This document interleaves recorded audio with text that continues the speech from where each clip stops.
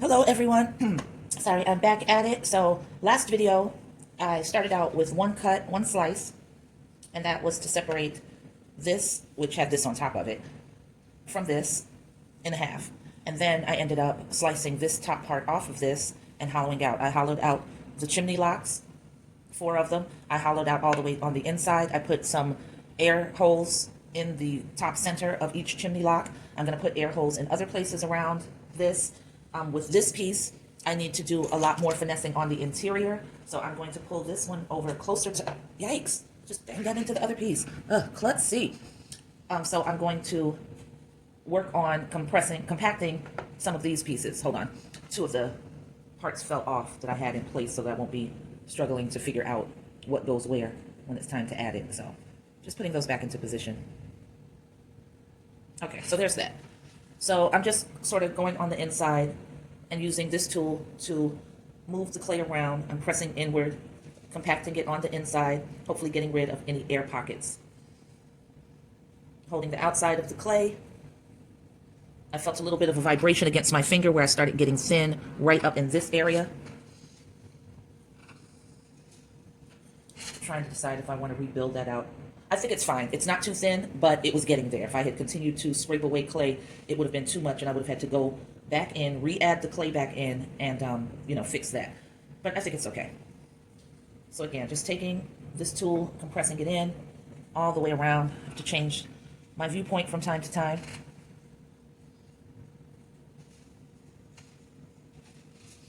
There's a good amount of clay still left in that lip area, so I'm applying a good amount of pressure to dig and pull that away.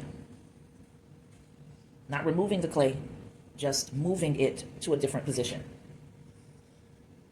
Sort of the same thing with the chin. I'm seeing where I'm able to safely press in, move some clay over to the sides.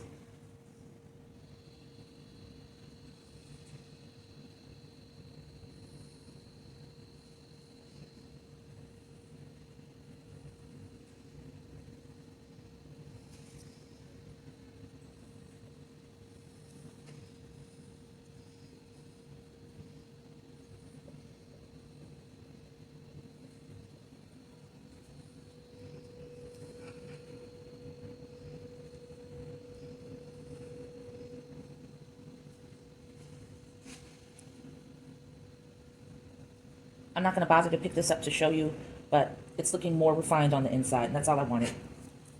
I can always go back in underneath and check that vantage point out and compress clay in that area as well.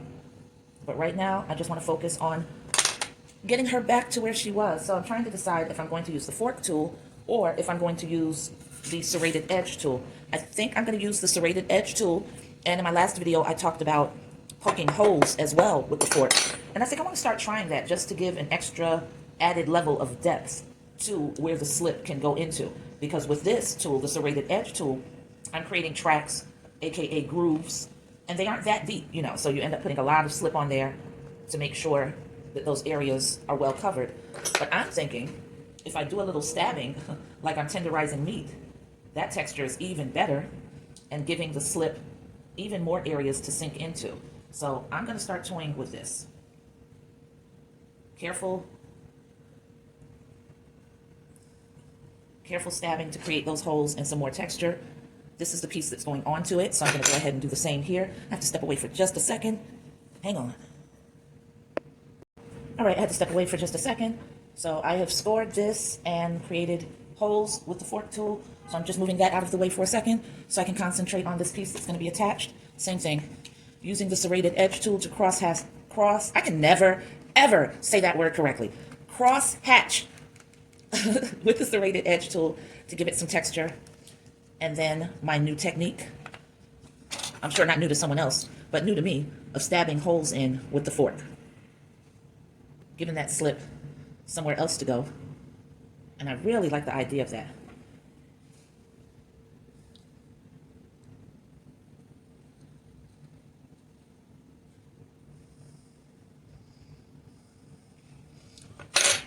Okay, so I'm going to pull this piece back to me. Go ahead and take the topper plate off of the bowl of slip. Put that over here. Slip is getting low, so I am going to have to create a good amount more. It's also sort of stiff, so I'm just going to spritz some water into there, just enough to see it run, and then just stir it around to soften it. I don't want to change the consistency too much, but I need to be able to work with it and get it to scrape off of the spatula tool that I'm going to be using when I apply.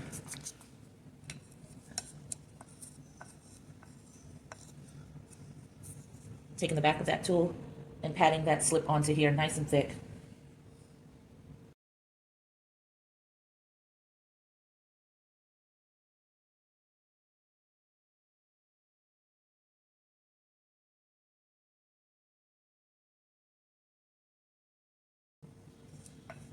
All right, and I'm fairly sure that I have enough slip to get me through to the end of the rejoining of these pieces. So I'm not going to bother to make any more right now. That'll happen off camera. All right, so while I was hollowing out, I'm sure that I moved this out of alignment some. That's fine, because I'm just going to press down and wiggle. Pressing in and wiggling. Now what I'm going to need to do right now is get that extra slip out of the way, because so much has come out on the sides. It's going to be very difficult to see what I'm doing, so I don't need all of that in my way. And that just gets scraped off, put into the bowl. This helps me get a better viewpoint of where pressure needs to be applied. And there's plenty of slip still in between those two pieces. This is all excess right here.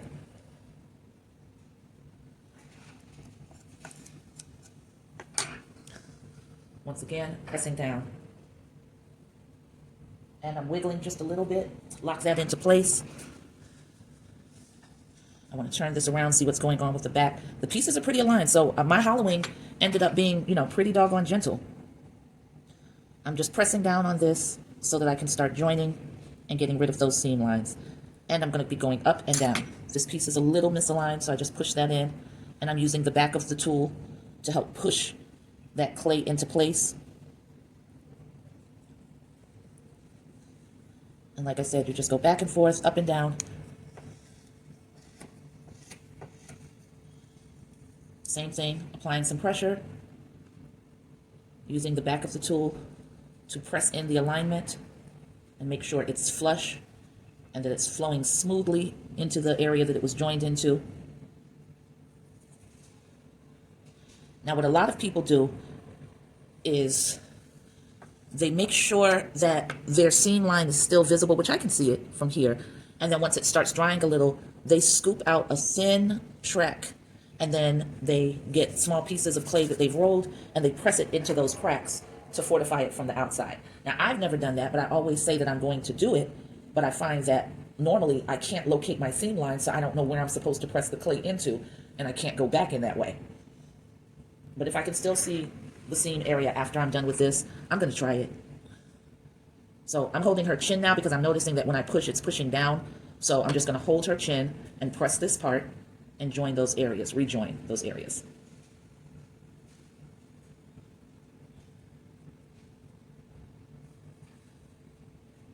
A gentle touch because I'm not trying to alter the shape of what I've created. I just want the slip covering that area. Same thing here.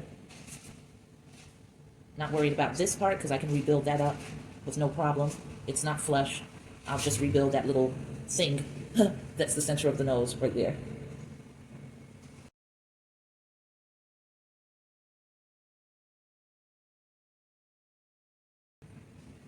I don't know why, but I am randomly right now thinking about Wanda on the series Snowfall. The craziest things pop into my head for no reason when I'm sculpting. So what I was thinking was, there had been buzz that Wanda and possibly, I guess, the actor who plays Leon are going to get their spin-off with them following Wanda wanting to get into the music business and her journey with that. And no disrespect, I'm proud of any sister doing a thing.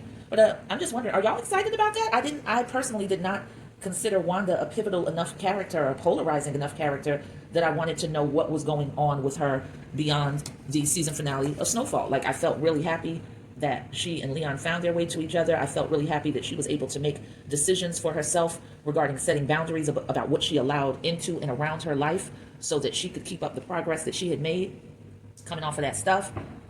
But, Wanda in the studio, I'm not there with it. I'm not there. Were any of you looking forward to that? Let me know in the comments. I'm just curious.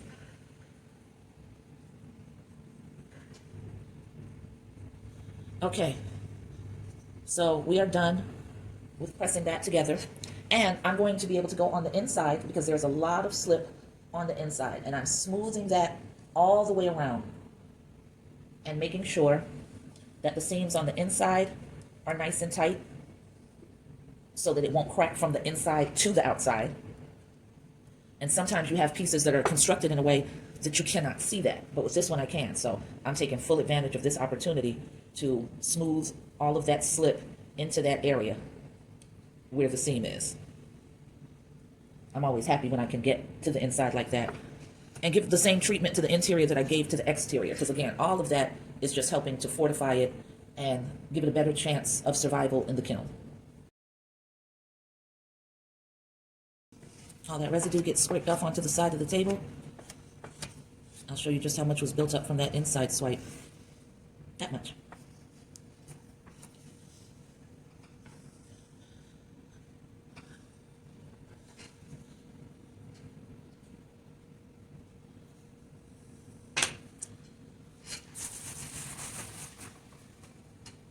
All right, I think I'm going to try it. I'm going to take the small loop tool as soon as I locate it, and I am going to scrape out the seam lines and replace it with clay. So it looks like to me the seam line's right about here.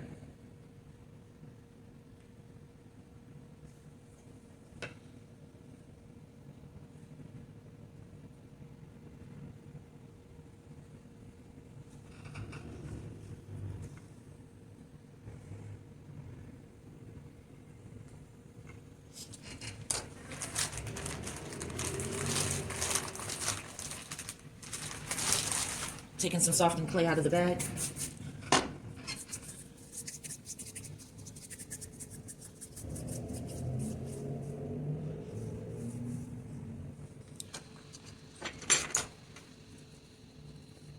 And now I'm just going to serrate right on that seam line and press the clay right into there. Extra fortification, extra hold. That's the theory that I'm coming up with, or that has been come up with, and the reason why I'm seeing people doing this, I'm guessing.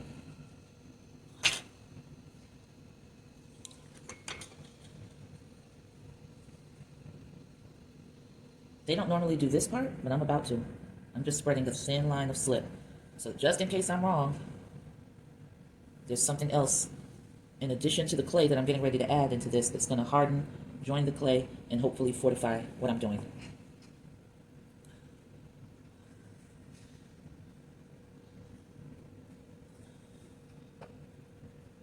I'm just going to break this off with my nail because that's going to get spread. I'll take this tool and just press it in. And I'll smooth upward in a second, but I'm just pressing the tops and bottoms in.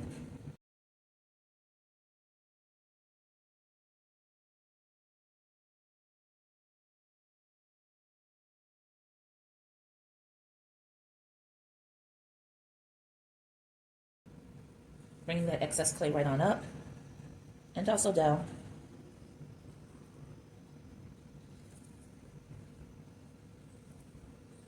It's fine to let the excess fall away because you're making sure that this part is covered, well covered.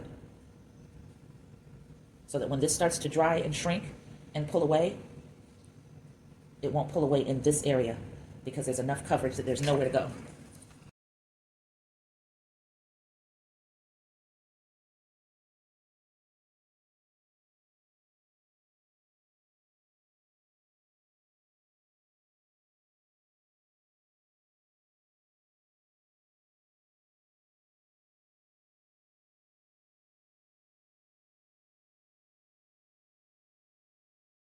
I'm just reforming this mouse area, getting it back to what it was, and to match up on the side.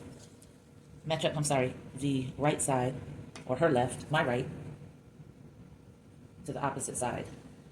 And make sure nothing is misshapen.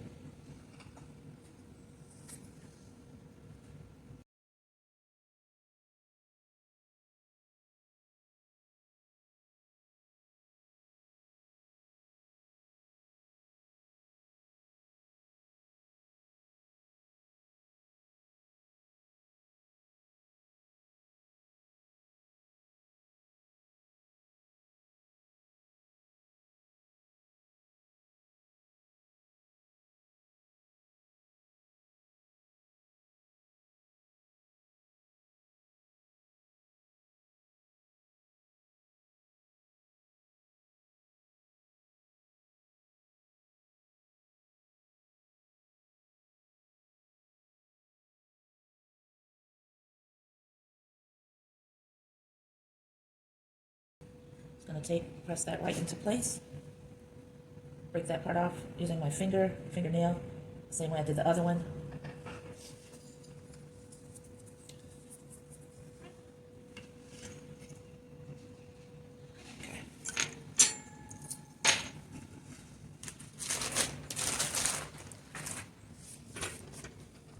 I need to move her up onto the wheel. I'm working harder, not smarter.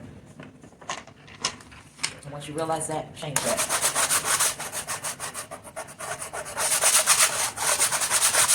Scraping sound you're hearing is me cleaning off the top of the wheel.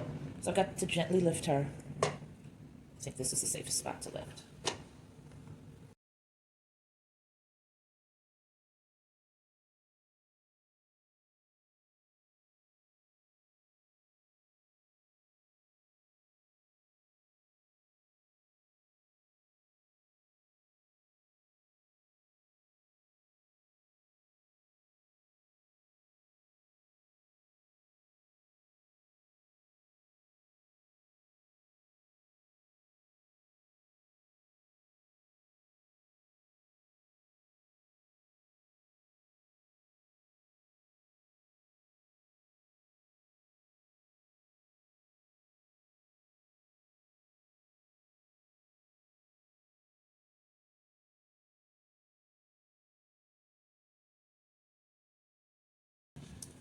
Just guesstimating here.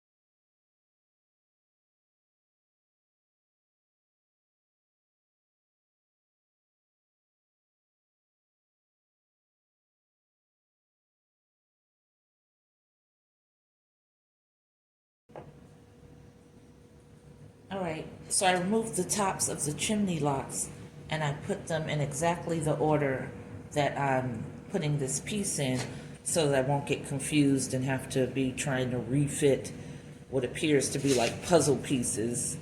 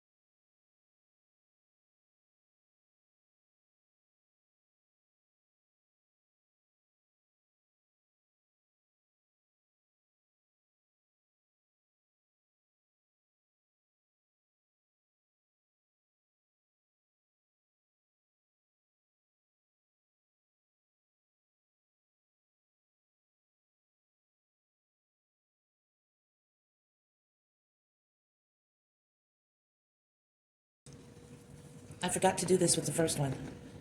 I really hope that that doesn't become a problem. The only reason I'm not worrying about it and I'm not going to go back and dismantle it and fix it is because that even if these tops were to blow off, which I don't think they will, because again, there are air holes in the center, that would hopefully be an easy repair with some clay mender or more slip.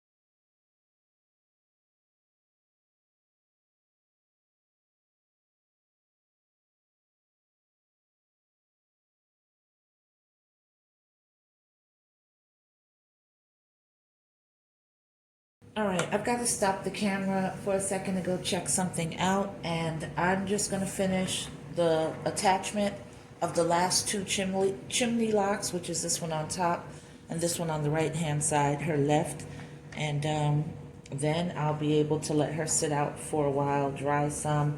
I'm going to start adding more adornment to this piece. So yeah, she's getting real close to completion, but still a real long way to go. We are clocking out at 54 minutes and 5 seconds. Thank you for hanging in there with me, and I will catch you on the flip side. Peace.